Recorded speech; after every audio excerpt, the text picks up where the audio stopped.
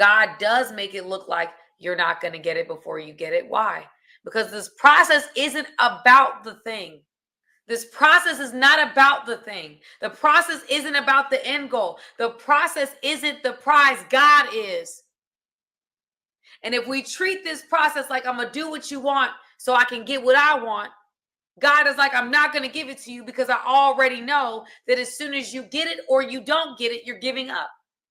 So no, I need real buy-in, not buy-in because of what I'm giving you or what you're here to do. I'm here. I am asking for you to buy into me. I'm the prize, the job, the relationship, anything that you get outside of me will not be fulfilling. God is not a genie. He's the God of the universe. He's not dumb. He knows what you're in it for. He sees the desires of your heart. And a lot of us, what we do is we're acting like we're doing what God is doing the right thing, but we forget that God is looking at our heart. He knows what you're doing this for. He knows what you're saying. He knows internally how you're processing. Well, I'm going to read this Bible. I'm going to do this. I'm going to do that. And maybe he's going to do what I want him to do. Maybe he's going to give me the outcome, the income, the relationship that I want if I just keep acting like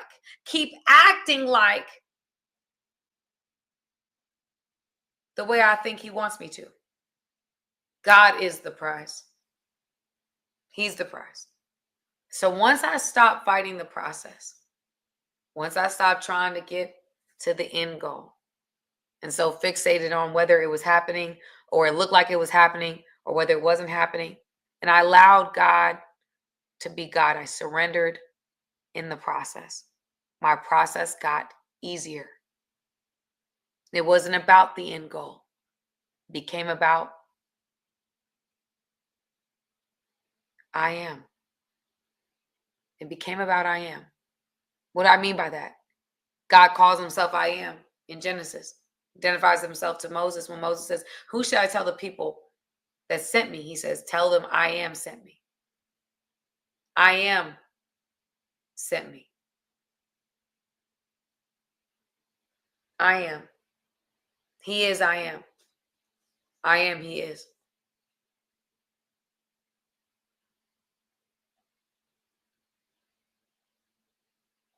Don't give up in the wilderness season, family. I know it's hard.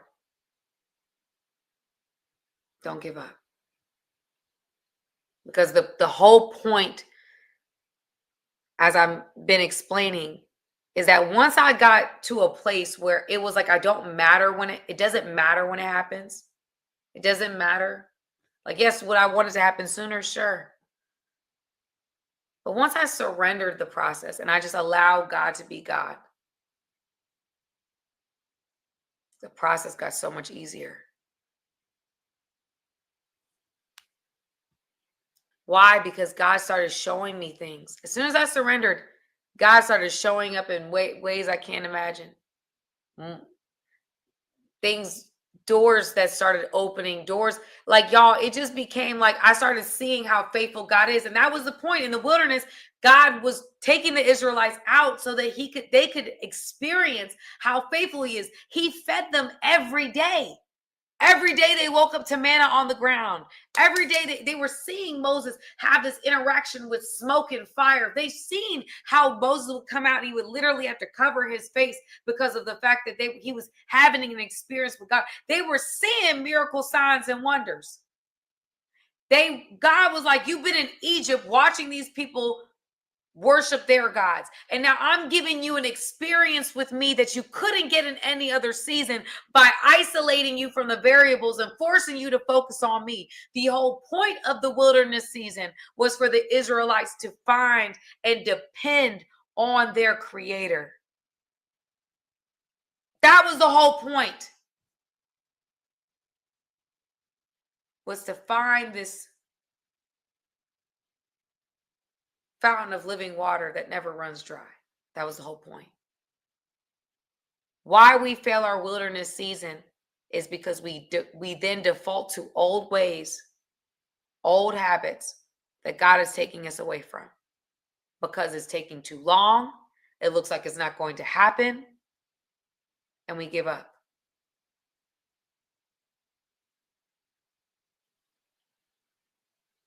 And it bothers me, y'all, because I see people do the law of attraction and all these other things, and they have the same tenets. It's like believe and keep having faith and doing this and the third, even when it doesn't look like it.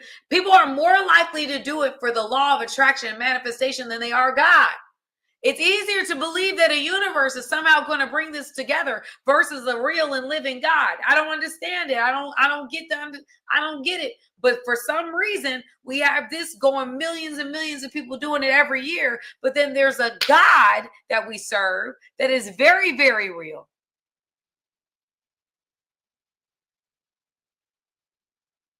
And it's hard for us to conceptualize having faith in him for things, but it's easy for us to conceptualize when the universe does. You want to know why, family? Because it seems like we have more control.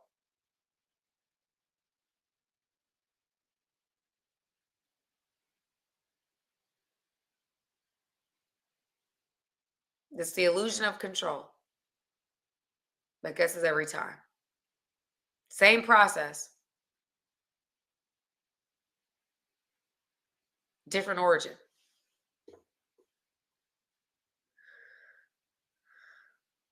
And so, again, that's that. Hiddenness. Like I said, I have watched stories where people say they felt hidden, like they weren't seen, like they were being ignored, or they would go to church and no one's paying attention. It just felt like they were hidden. Maybe hidden from their family. Maybe they feel hidden. Maybe people are reaching out, but they still feel isolated, feel alone, feel like no one's paying attention, feeling like you just get forgotten. Wilderness season, God isolates you. I'll tell you guys a story. Beginning of my wilderness season, I was struggling because I really felt like God was telling me something. I struggled with what he was telling me because I didn't see any of it in the natural. I reached out to a woman that I knew, and she started me off in this journey. She instructed me to fast and pray, and she didn't feel in her spirit that what I was being told. Because again, I wanted the accountability. I wanted somebody to tell me whether I was right or I was wrong. And so I reached out to somebody at Wise Counsel, somebody I knew that was further along in the faith, to say, hey, I believe God is telling me this. And how do I know if it's him or not? What do I do? Can you tell me I'm wrong? Can you tell me? Because I've been deceived. I don't want to be deceived again. And so she says nothing in her spirit is telling her that I have been deceived. But she also said to seek God for yourself, fast and pray. So I did. I continued to talk to her, continued to try to keep her involved in the journey. But the messages started going unanswered. The text started going unanswered, the calls. And then there was a moment where God was like, stop reaching out. It hurt me deeply at first. Because like, why? Like finally, I'm moving in this direction, and now the person that I'm trusting in this season to help me get through it, I thought she was going to walk me through it.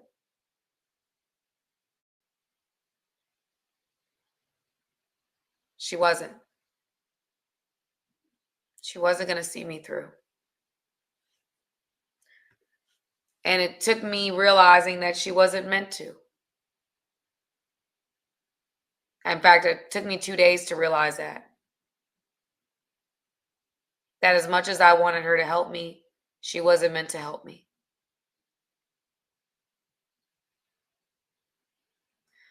And y'all, it comes to this place where I realized that God was like, you've been deceived before by people.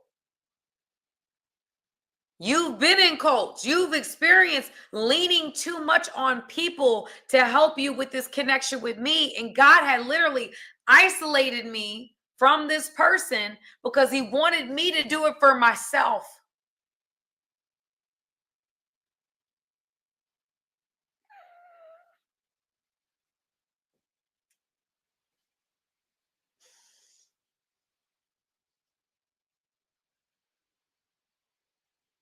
He wanted me to do it for myself. He wanted me to know his voice for myself.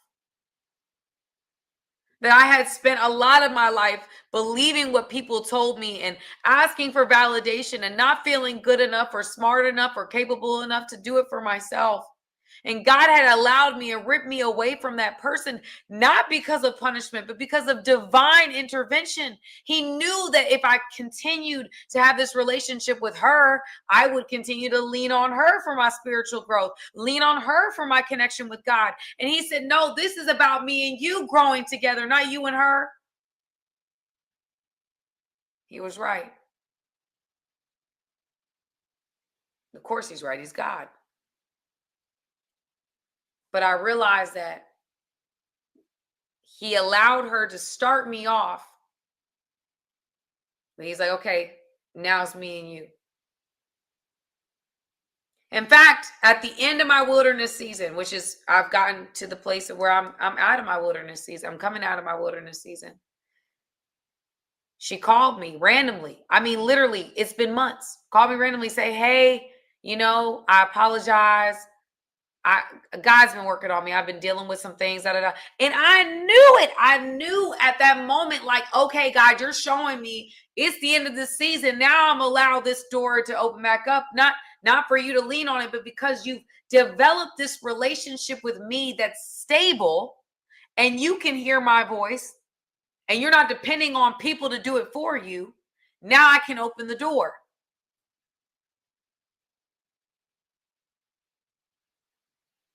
But ultimately, family,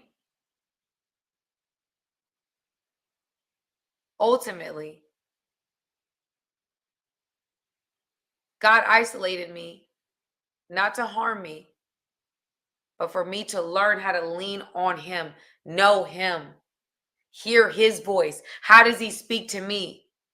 And stop relying on other people to be my crutch, to be the voice for me to God. No, he wanted me. So what I thought was once punishment was breaking, but breaking to build, breaking to renovate, breaking to restore.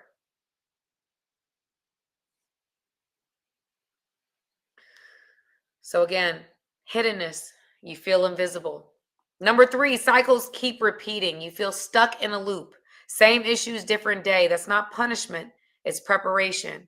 God allows the repeat until you finally respond differently. Family, this third one is very important. I want you to hear me very clearly.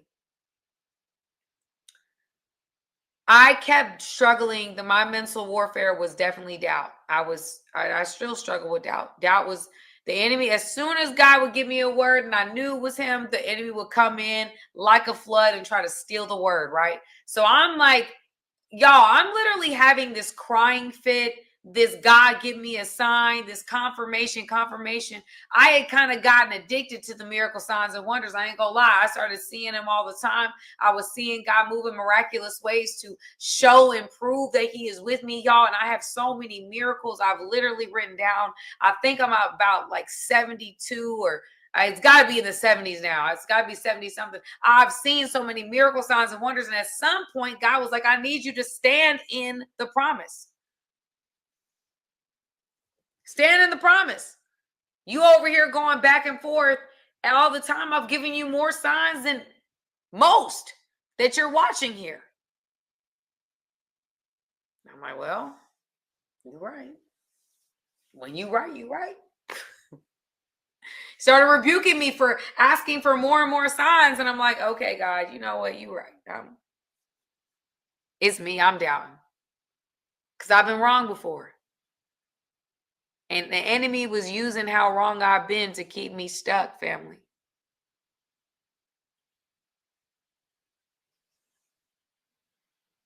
He was like every time just coming at me like, and that's what he would use. He would use doubt. He would insert doubt. I would just, God would tell me something that I would, well, maybe that wasn't God. Maybe I'm wrong. Maybe this isn't it. Maybe this, maybe that, maybe that. What if this, what if that? Like literally, I just literally kept struggling with doubt. Doubt was the thing.